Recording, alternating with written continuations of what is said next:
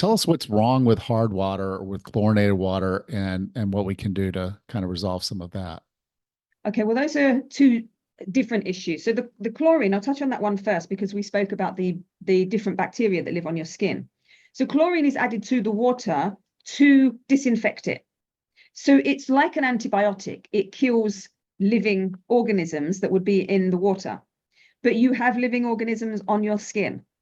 So when you're then bathing in chlorinated water, that can also affect your friendly microbes on your skin. And if you have eczema, you're already out of balance on your skin. You tend to have lower levels of those microbes anyway. So that's why I recommend getting a chlorine filter. And they're not expensive. If you can get a whole house filter, great. But we had a chlorine filter, and they're so easy to use. You just take the shower cap off, fit the filter on, and put the shower head back on. And then I would fill up the bath from that for the children. I would just take the shower down, fill up the bath from that. And then you have water that doesn't have the chlorine in.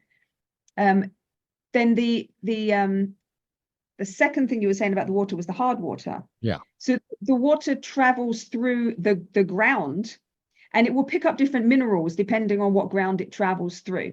So places where there's very high levels of magnesium, say like limestone areas, the water has very high amounts of these minerals that sap the moisture out of the skin. So places like London, very hard water.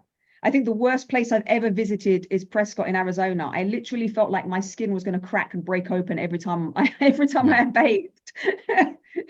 That was terrible. Yes.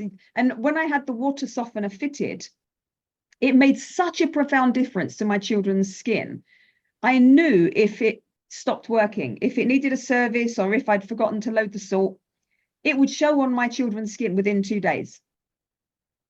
Their skin would deteriorate quite rapidly. So it made a huge difference.